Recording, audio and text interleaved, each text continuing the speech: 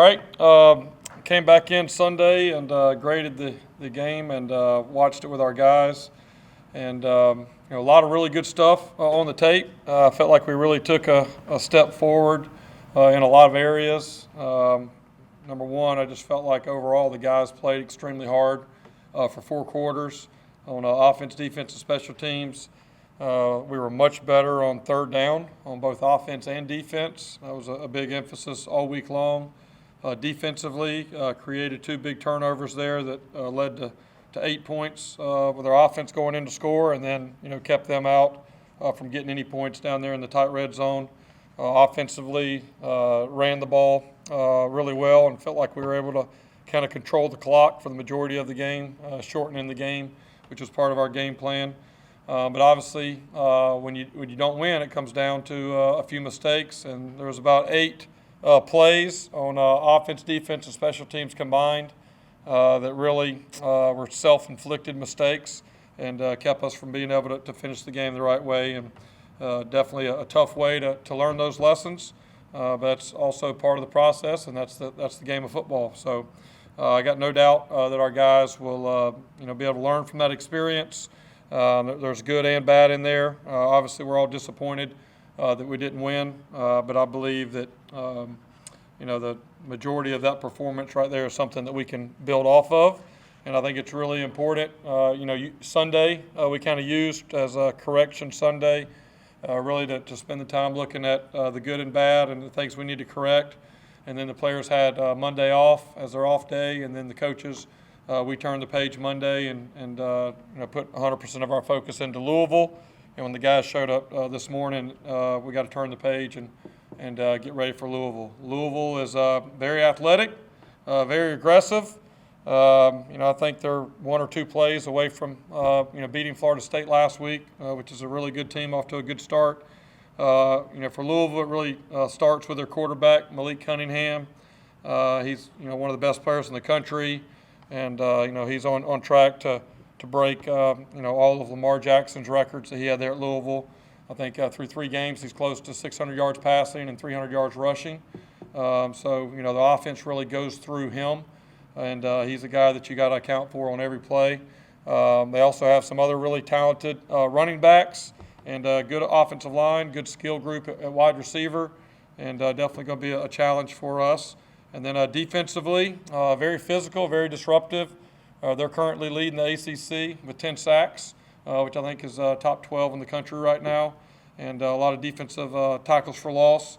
Their scheme, they play an Okie, which is a 3-man front with a stand-up guy and another stand-up guy on the other end. So really it basically turns into a 5-man front, and that's really built to stop the run. And they're going to force you to have to account for the overhangs in the running game, and pick your spots, throwing the ball and trying to find those windows and all that. Going on the road again in another great environment. I think one of the positives for our guys, outside of one illegal procedure penalty that we had, which was a big mistake there because it went from maybe a 4th and 2 to 4th and 7. But outside of that one, we didn't really have any snap count issues as far as guys with motions and all that stuff with the snap count. So that'll be important this week because I know they'll have another good environment. And then, the big message to our guys is, a good football team improves each and every week. And I think if you look from game 1, BYU, to the game 2 against Howard, we definitely took a step forward. And then from game 2, Howard, to game 3, Florida, we took a big step forward. And the message to our guys is, whether we'd have won the game or not, the message would be the same. We've got things we got to improve on, and we got to really take that next big step this week. And if we'll continue to do that, then I'm really, optimistic on what this team can do this season. And as far as injury standpoint, we're expecting to get Christian Williams back this week at corner. That's an area that we were really, thin with a couple guys out. And then, unfortunately, Brian Norris had a season-ending knee injury there this past Saturday. He'll have surgery later this week, and so we'll miss him. But he's an extremely hard worker, and I got no doubt he'll do the work he needs to rehab and be back next year. So with that, I'll open it up for any questions. Jeff, how important was this to validating what you're doing to the team? I mean, you struggled so much, you kept telling them this is going to work. Yeah. Finally, it did work, and even in your mind, it goes. How important was that? Yeah, I think that was important for everybody. We've been saying it, but again, I think the team has seen the progress and the differences maybe, I guess, in the off season and throughout fall camp, throughout the summer. And but those first two games, we really didn't see it, especially second half of Howard. I think we kind of started getting into a little bit of a rhythm there offensively and defensively. But for the first game and a half there, we didn't. So I think the good thing is, since first time since I've been here that I've really felt like we played closer to what it's supposed to look like. And I think you got to go out there and do it. I mean, you can talk about it all you want, but at some point you got to get out there and take the next step. Three of the things that I really saw. I saw us play with belief. I felt like our guys believed from the beginning of the game all the way to the field goal try that we were going to win the game. I felt like they played with confidence. We talk about that. Confidence is not something that you just develop. Confidence is a choice. You can choose to go out and play confident, and that was something we talked a lot about. And I felt like our guys went into that game. You wouldn't know if we were 1-1 or 2-0 going into the game the way the guys played. So that was important. And then the other big thing that has been a big thing we've talked about is responding to adversity, being able to embrace adversity, stepping into it when it happens. We did not handle adversity very well in the first two games. Obviously, BYU, we had the 2-hour delay. Then we go out there first play to the house, and then we throw a pick six, and then it just we never really were able to rebound. And then going out there against Howard, we take the ball, first play, interception, and then it's kind of like here we go again. And so the big message is, until we learn to embrace adversity, we're never going to be able to play a complete game. And, there was a point, even though we had done some good things there early in the game last Saturday, we were still down, was it 24-10? 24-10 with 3 minutes to go in the second quarter. So we're down 14 points, getting ready to go into halftime. I mean, the guys did not step back. They stepped into it. We went on an 18-0 run over the next, 2 quarters, and, we're in a position to win the game up 4 with 7:50 on the clock. So as far as, those steps, I think that's really good progress. Now we've kind of graduated to the level of, okay, we got to do all that, and we can't make the self-inflicted mistakes, with the easy things, snapping the ball and being able to hold the kick and hold for the field goal kick and a few other things on offense and defense, things that we can control. And so I think, it's guys are disappointed, coaches are disappointed because, we had a real opportunity there to win the game. But there's also confidence that comes from that. You just look back at maybe how we played against them last year. I personally believe they're a better team. Florida's a better team this year than they were last year when we played them at this time. And we played a lot better in this game at their place in a loud environment. So there's a lot of positives in there. But, it's time for us to kind of take that next step and be able to finish it. And if we'll just continue to improve, we'll get those opportunities. So what happened? I mean, you've been preaching it. It's the same team. Yeah. Why did the light come on in Gainesville? Yeah, well, it's a good question. I think at some point the players have to make the decision, that they're going to turn it on. And I feel like they did. Now, I think we practiced better throughout the week. I think it was a better week of preparation that led to it. But at the end of the day, you got to be able to jump out there and go do it. And, I felt like overall the guys nobody was happy or nobody was pleased with the start that we had to the season, just with the BYU game and maybe how the Howard game was a little inconsistent. And I think the guys showed back up knowing that we had a good opportunity, and we really, needed to focus on, playing better and playing hard for 4 quarters and executing and all these things. And, they made that decision to go do it. Jeff, you mentioned you want to, see improvement in the passing game. Yeah. How much of that is on the receivers? Have they been given Gary the help he needs? Yeah, that's what I'd say about Gary. Gary played a very gutsy performance. I mean, you watch that game. I mean, what we asked him to do in that game because of our game plan and all that, we asked him to pretty much every one of our runs had a read option on it where he's reading the defensive end. They were a very athletic defensive front, and so when you playing athletic defensive ends, you like to read them. Where let them, you want to go somewhere fast, go fast. We're going to go the opposite way, and so he made really good decisions in that part, and ran the ball for over 100 yards, and it was a physical game there. But still just we're not sharp enough in the passing game. On the pick six, there's really 50% on both the wideout and the quarterback there, running a slant. The corner was playing inside leverage, and we got to do a better job of coaching our guys that if the guy's inside leverage on a slant route, you can't run straight ahead for 3 steps and then break in. You give that guy the access, right? As a wideout or a tight end or anybody running a route, I have the inside knowledge of where I'm going. So if I'm going to go inside and he is inside, I'm going to attack him inside, and I'm never going to be – anytime a receiver gets beat across the face on a slant, then that's – I've coached wideouts my whole life. That's on the wideout there. And so both guys had some there. I really think it's a little bit of both, and at the end of the day, we're not going to make excuses. We got to get better. We got, unfortunately, a Joe pulled his growing and pregame, and Jimmy didn't practice all last week, and finally by Friday he felt a little bit better, so we let him go a little bit. But I don't think Jimmy took 2 team reps, scout reps or anything all week long, and so just not quite getting the consistency that we need in the route running and also in the throws. I mean, just a little bit high on a few of those. So those are the good news is those are things that can be corrected and will be corrected, but we got to do it. And it really comes from timing and practice, and that's what carries over to the game. And so that's the bad news that we got to improve there. The good news is, and what I told the guys, I mean, look at what our offense, was able to do running the ball. When we do get to where we're supposed to be passing, then now we finally get to see what this offense can be. And so, it's still early in the year, but we need to get that corrected here this week. You mentioned they're designed to stop the run, but through 3 games, they're bottom 15 in the country in terms of run defense. Is this a great opportunity for that unit right there? Well, I think if you go back and so I saw that stat. Right, so you get excited when you see that stat, then you turn on the video and you go, okay, is that accurate?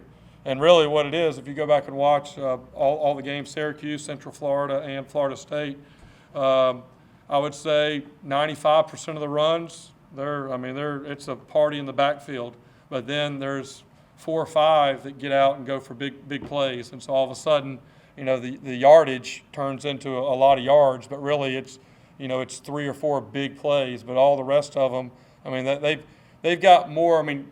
Football is all about how many guys does the defense want to dedicate to the box and to the run, right? And how many people does the offense want to dedicate to that? And then do you read it and do you protect it and RPOs and on all those different things? And so it's kind of a cat and mouse.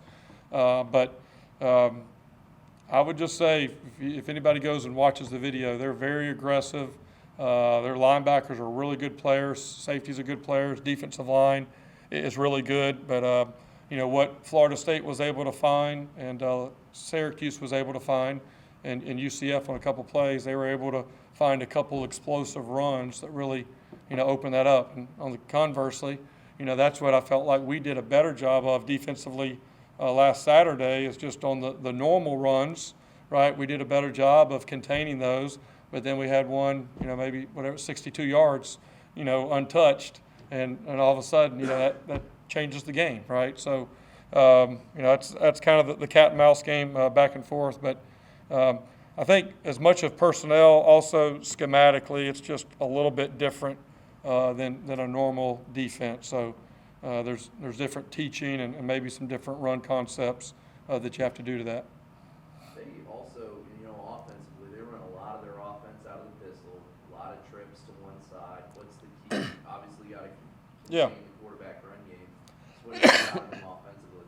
Yeah, well, I'm definitely not going to give the game plan on Tuesday, Sure. But I would say that the quarterback is a talented player. They're trying to find ways to let him be a runner, and so all it takes is 1 or 2 times where you squeeze on that, the defensive end squeezes to take the running back. And this guy is a 4-3, 4-4, legit to the house. And, all three teams that played him, had problems kind of containing him. So, it makes you, again, have to maybe change up what you're doing a little bit, having somebody spy the quarterback. So now that takes you out of some of the passing game responsibilities, and they got really good weapons there. So it's a little, very similar to what they've been doing. This guy's very, very elusive and has the rare combination of being a great runner and also being able to throw the ball extremely well downfield to explosive guys. So it's a challenge. You Sweat. probably, I was gonna say, you probably see a lot of similarities in Richardson and Cunningham. I know Cunningham's smaller in stature, but Right. I'm sure you see a lot of the same. Yeah, I think both of them are great athletes and have shown to be able to do both. I would say that the scheme that Louisville runs is unique probably to that because of the pistol and some of the different things that they do within their running game. That's probably where it changes a little bit. But yeah, there's no doubt. I think I said it post game Saturday that we're facing some really good quarterbacks here at the beginning of the year, and that'll continue. We've got a couple really good ones in our league that we'll face as well. So at Florida, Spencer Schrader's lined up for a field goal that Yeah. put it into overtime. You have a catastrophe. He almost made it. Yeah. So how do you break it down? Like, obviously the ball wasn't where you wanted it, but how did that even happen? Yeah, well, I think the first thing you say is you never take anything for granted. I haven't seen a bobbled snap on a field goal since I've been here in practice or a game. I'm a former holder. I held for 3 years there at Clemson, so I understand that job very well. But everybody sees that one, but you also have the snap from your center to your quarterback. We do that every day, right? And all of a sudden we don't have that. Now we're kicking a 35-yard field goal instead of a 50-yard field goal, and even that rugby kick, whatever it was, probably goes in right there. So at the end of the day, the message is it comes down to how we do what we do, right? I know everybody gets tired of hearing it, but that had nothing to do with them. That had everything to do with how we do what we do, and we didn't do that the way that we need to, and the way that we've practiced, and again, that'll be a learning lesson for all the guys that are involved in that. I hope we're in that similar situation more times this year, where we got a chance to finish a game with a field goal and those type of situations. So, no different. Holder and snapper and kicker, no different than quarterback, left tackle, defensive end. Right? Everybody's got to do their job consistently well to be able to pull something like that off. Two things, so Joe, when are they going to be back? Yeah, Joe probably not. It's probably going to be a little while for him, unfortunately. And then Jimmy, we think that he probably will. Again, I didn't think that he was going to be able to play at all Saturday, and then he said he felt well enough to be able to go. And again, he really hadn't practiced very much, so we were really careful with what we asked him to do. Felt like OD did a good job taking advantage of his opportunity there. But hopefully, unless Jimmy re-aggravates at some point this week, we'll kind of ease him back in. But hopefully we'll have him back. But Joe, probably not. We'll see. Hopefully rest him this week and see where he is. He re-aggravated a growing injury that he had earlier in the summer. And then the other thing is, has Bohannon looked much sharper in practice than he has in the game? I'm assuming that he has. Yeah.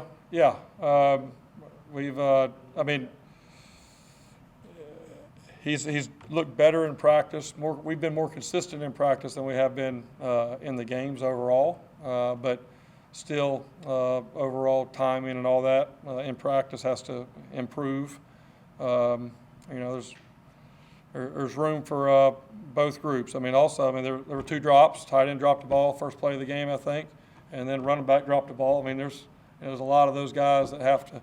Everybody has a hand in that, pun intended, I guess, and getting that part corrected. How good was your offensive line? Yeah, I thought they played very well. I think we had no sacks versus that front and ran the ball. That was the shame of the bad snap, because without that lost yardage, I think we would have been at over 300 yards rushing versus a really good front seven there. So that was really good. I felt like I wasn't as pleased with how they played against BYU in game one. And but going against a really talented Florida defensive front, I mean we don't run the ball and do what we're able to do offensively without that group playing well. And the message to them is that's one of the best fronts that you're going to face. Got another really big challenge this week, and now we need the consistency of doing that week in and week out. And the goal obviously is for all the good stuff that we did in that game, offense, defense, and special teams, for that to kind of become the standard each week, right? That's where we need to be. And then clean up some of the mistakes that we've made, and that's how we can consistently play at a higher level than maybe where we've been in the past. Maybe this is a better question for next Tuesday, but until you see Malik live, but just kind of if you could compare and contrast Lamar Jackson to Malik Cunningham. Yeah. Considering that you've seen Lamar live. Right, yeah. Yeah, I guess I probably have to wait till next week. Honestly, like whenever I watch him play, I just see Lamar. I feel like they've had the same quarterback for like the last 8 or 9 years. I mean, I have to remember that that's not him there, and I'm not joking. Just whenever I quickly watch a game or turn it on, it's like that quarterback can really run. He can throw very fast. And then they put up the graphics. Friday night they were showing kind of the countdown of him, reaching. I know he's played maybe a little bit more than Lamar. Maybe he was only there a couple, 3 years, but. Yeah, both guys super talented, exactly what they want in their system, and they've done a really good job. And he's a great player. I mean, you look at his overall stats in his whole career, pretty dang impressive. I think Mangum was a little bit banged up, right? Yeah. So Batty took the helm. Yeah. He Yep. did great. Does his role change, or was that a function of this game? I think it was good. Jaron hadn't been 100%. He's dealing with an ankle as well. We're just kind of going through one of those spells where we have a few of those things. But yeah, I'm excited about the running back room. I think Jaron's done some good things when he's been able to get in there and get opportunities. Mikey Dukes really took a step forward. That was a big game for him to kind of step up in some key moments. And then, Batty is just, taking a huge step. And then the guy that, has been right up there at the front before he got hurt was Kelly Joyner. And so whenever we get him back here in a couple of weeks, I'm excited about what that, room can look like. But it's a very unselfish group. I mean, Jaron's up there pulling for Bat and for, Mikey. And, they've got really good chemistry. And I think the thing that I like is they each bring something a little bit different. And it's kind of like going to the golf course. Times you need that driver, and times that you need that, sand wedge. And so, being able to kind of have multiple guys in that room that can do different things is an advantage for us. You said after Saturday that you wanted that to be the new foundation kind of for the team. Do you feel like the guys all have like that mentality going into Louisville, and just like kind of that hunger and excitement to get back into it? Yeah. I do think the guys left that game once the emotions of the loss and all that kind of clear your head and you go back and watch the video. I think there's a lot of positives that they're able to see that when we do what we've been talking about. If we play at a high level, we can compete with anybody. But then the other message is just because we played well in a lot of situations last week doesn't mean we're going to play well this week. It's a whole new game. Just the same reason that a team that played very poorly against BYU could play very good for the most part against Florida. It can turn the other way. So each week is a new week. But the goal is for that and cleaning up some of the mistakes really to kind of become the standard, and that's really kind of the next level for us to see if we can do that, multiple weeks and continue to improve. All right, thanks guys, appreciate it. Yeah, it definitely showed us the whole O-line what we can do as a whole. When we really put our mind to it, that's something that we want to do every game. We want to come out and play that every game. So it's definitely give us confidence knowing that we can do it and what we're capable of. And I'm very excited going into this week and we're ready to get to work. What was like the feeling as the game went along? Did there need to be a week period and then it clicked in like we can do this? We're doing this? Yeah, it was kind of that sense of feeling from the get-go. We kind of knew as a team that where we were at and where we wanted to go. So we kind of knew off jump that we felt good. We all felt together. We felt like we were gonna come out and play a good game. So yeah, it definitely hit us at the end. When we were up, like we got this. But we just got to learn how to finish and just keep working towards finishing the game. Donovan, what do you feel is one of the major differences for the unit Saturday versus against BYU and even against Alabama? Yeah, it was just our preparation. We were really locked in. Really just focusing on what we had to do for the game. One of the things we wanted to do was establish the run. So we came into the game wanting to establish the run, and I think we did that. And it's just a mindset.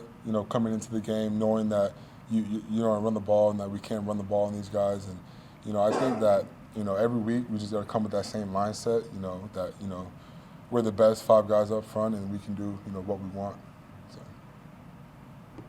You just mentioned that the mindset. Is that the trick this week? Because people might assume, hey, there might be a little bit of a drop off just because of the opponent. Louisville's a good opponent, you have to maintain. Right, yeah, definitely. Louisville's a great, defensive line, and something we have to do is just keep that same mindset.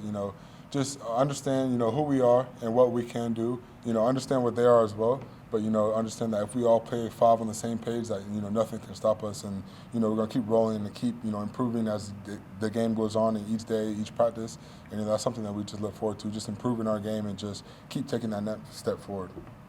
They love to do that with the three down lineman on the front. They do like little line change every now and again. Saw that quite a bit against UCF. Just obviously different linemen have different tendencies, different moves. Just what do you have to do to kind of stay ready for whatever that comes your way?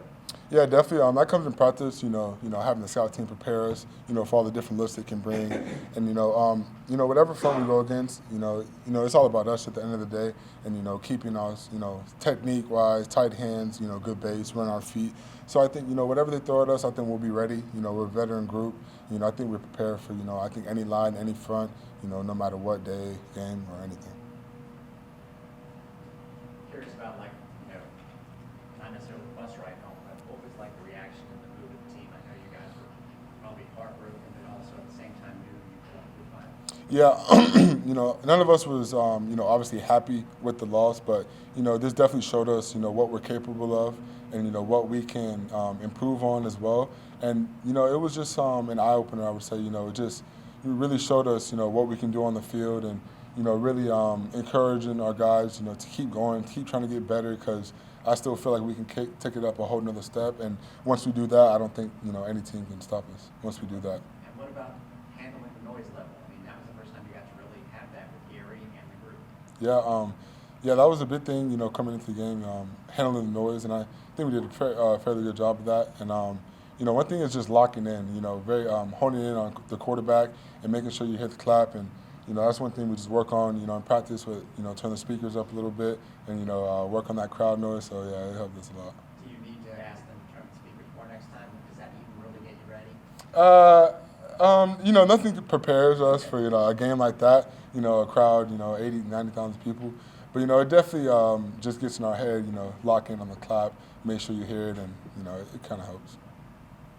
Seemed like the team was more aggressive on offense. We saw some plays we hadn't seen before. The 4th down misdirection to Batiste stands out certainly. So, was your approach? Did you love your approach to that game? Yeah, I love my approach. The game plan. I 110% in the game plan every week. I love being aggressive. I love when we're aggressive. I think that really shows us what our offense can do. And it's really fun watching our guys at work and just blocking for them and making those holes wide and big and make sure they can run through them. You probably didn't go up against him head on, but the big fella over there, 21. Yeah, 20. I got a taste of him when he was outside containment. Actually, he's a big boy, but I think we hold on against him pretty well. He's a big boy though, very big. I'm sure you guys saw the clip that went around, him throwing down bat, but I'm sure you guys had to be kind of snickering knowing that he went for $150 on him. Yeah, that was just social media. So we'll leave it at that, pretty much. Yeah, I got one more. I think kind of the unsung part of all of this is the fact that you guys have had an offensive line coach now for 3 years, considering that it was kind of a revolving door before that. Just I asked Brad this too. Just how important has it been to have that sort of consistency you know, and what you're doing in the scheme and the blocking patterns, things like that. Right. I think that's a very big component. You know, since I've been here, I've had three different O-line coaches, and you know, that consistency is something that, you know, helps our O-line, and I think that's something, you know, we've been looking for. And I think Coach Miller has done a great job with, like, really us buying into him and he buying into us and just giving us all he can be. And, you know, I think that's a really big thing with O-line, because O-line, you know, you want to have a lot of chemistry. You want to be able to work together as a group. And, you know, Coach Miller just been able to, you know, buy into us and just, you know, give us everything he has. And, you know, I think that helps us a lot. And, you know, that is what's helped us carry us into a good O-line and a great O-line we're going to be in the future. And to follow up on that, like, technique-wise, I mean, you're able to get into, I'm sure, a lot more advanced stuff than just kind of basic install year one. Just how does that help you as you prepare, you know, potentially for the draft? Right. You know, that's a big thing, because, you know, with our line being a lot of vets, it's really a time for him to teach us, like, the little things and, like, the little technique things and, you know, how to take their first step and, you know, where to put your hands. And, you know, if we were a group of younger guys, he probably couldn't take that time. But, you know, since we are so veteran, you know, he can take that time and, you know, show us the little things. And I think that's a very big detail that has helped us gone so far and is going to help take us to the next level, every one of us on that line. Okay, so last year you go to BYU, you guys were in a hostile environment, played well. And you came out and everybody seemed to feel better about it. This is a similar thing. Does this feel different? We know what happened after that, but can you want to speak to that? Does this feel different this week? Does anything change? We do feel like we have something to prove, that we, you know, we have to come out with a win, and that's the main thing that we have to do, is come out with a win. And last game, it really showed us that, you know, we're capable of a lot. You know, we're capable of doing so much more than, you know, we have put on tape thus far. And I think, you know, this will propel us to get those wins that we need, and this will give us the confidence that we need to get those wins. And I think this is a good stepping stone for us and for all the guys in there, especially the younger guys, showing us that, you know, we can beat any team on our schedule. We've really just grind, put our mind to it, and come out every day with the intent to get better. Does it feel a little different though from last year this time? Yeah, it feels different. It does feel different. You know, every year it's you come out with, you know, the sense of urgency that you want, and, you know, kind of make the same year the same. But this year is definitely a little different. You can see that, you know, a lot of our guys are we believe more, and we just know that there's something big coming up, and we just sense it, and all we can do is just keep practicing every day, like, you know, like we have been, and just, you know, prepare for that when, you know, hopefully when we get it. Change or an execution, what was it? Because you guys let them down. I feel like as a you talking about as a defense or as a Yeah, team? defense, As a defense, honestly, as a team, we just all came together. We all knew that we believed in one another. You know, we all went out there with that confident attitude. We just did what we had to do. Through these first 5 games, obviously the quarterbacks you face on the opposing sidelines between Hawk and BYU. So the Howard guy was I think better than people thought. Richardson, now Malik Cunningham, and then Holt Naylor's after that. It's a gauntlet. I mean, just kind of what have you had to do to prepare to face a great quarterback each and every week? I mean, I say all quarterbacks were different. You know, Jared Hall, we knew that he was athletic, but he loved to stay in the pocket and loved to throw the ball. But comparing him to Anthony Richardson, he likes to run a lot. You know what I'm saying? He loves to use his legs. So coming into this week, we know Malik likes to use his legs. He's not a fan of his own arm. So we just come in with that mindset. We just have to stop him in order for us to succeed. And I'm sure you watched a lot of Lamar with him being a South Florida guy back in the day. Just what similarities do you see between Lamar and Malik? It's a lot of similarities. He's not exactly like Lamar, but you see some of the athleticism, and I know that he stayed with Lamar, I think, for a year or two, I believe. So I feel like he learned a lot from Lamar, and he tried to add Lamar's elements to his own game. Playing after such a tough loss, is the team more hungry now? Yeah, for sure. We're definitely more hungry. And Yeah. as one of the veteran leaders on this team, did you have to say anything afterwards to your teammates? You know, obviously the group is hurting, or was it necessary at all to say anything? I felt like the way we played, we showed ourselves and others in the whole country that like what we could do. You know, I feel like playing against Florida, and honestly, I felt like we won that game. You know what I'm saying? But it was some calls here and there. So I felt like we all have this confidence now that hey, we know what we could do. So we're just gonna bring it out every single week. And of course, it starts at practice. So you know, we build that confidence at practice. It's gonna lead to Saturday. Are you guys getting more angry as this time goes on? You say that again? More angry, or are you getting, I don't know, what's your emotional as time goes on? I wouldn't say angry. I would say just hungry. Like we get more hungry because we know what we could do. Like I said, but I wouldn't say angry. Nah. Have you been working on your pass catching skills? Because not only did you just completely dominate that ball, but you looked like let's turn it up and get the blocking set up for a pick six. Have you been working on that part of your game? I mean, I'm from Miami, so you know I'm an athlete.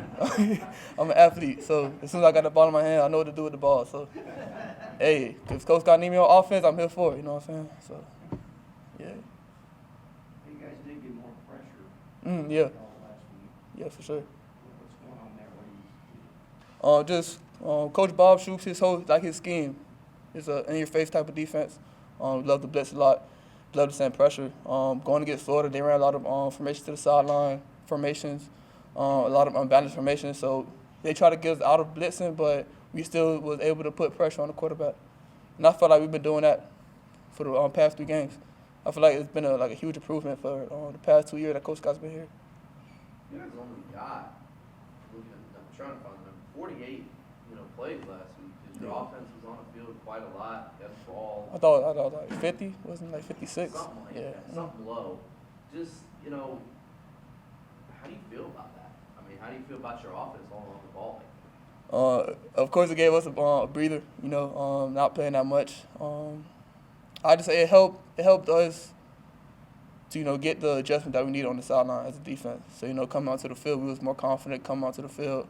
It wasn't defense just got on the field. Now it's a 3-and-out offense. Now defense back on the field, and we didn't have enough time to make our adjustments. Then that's when all the bad things happen. So I felt like offense being on the field, keeping us off the field, it was a huge help for the whole team. And then to start the third quarter, you guys had a stretch of interception, 2 straight 3-and-outs, and then another interception. Just, I haven't seen it stand from this defense like that in a while. Just, how big was that for you guys? It was huge. I felt like because we had our backs against the wall, with the calls that we got, we felt like it wasn't fair to us. But I just felt like we just came together as a whole defense, and we pushed each other. We depend on one another, and we got this thing that every time we break the huddle going to the field, we say brothers. We all brothers on the field, and I feel like that really helped a lot. How did you guys manage to keep Richardson from being? He had the 1 third-down run to start off the second half, and that was it. What did you guys do, and do you have to try and repeat it again this week? Honestly, we didn't do much different. We ran our game plan. We were just really game planning for their formations. They ran a lot of unique formations, and we were just planning for that. But I think it was just him. He just wanted to stay in the pocket and try to get the ball off out of his hand, trying to show his passing abilities. But yeah, we didn't really do much. We didn't do much different. What are some things you want to see this week Defensively, defensively? shutout. Of course, we're trying to get a shutout. Maintaining number 3, Malik. Want to shut him down. We feel like if we stop him, that's a huge advantage to us. What's another one? 3 turnovers. That's a huge objective for us. Get 3 turnovers in the game. That would be amazing. And yeah, that's really it.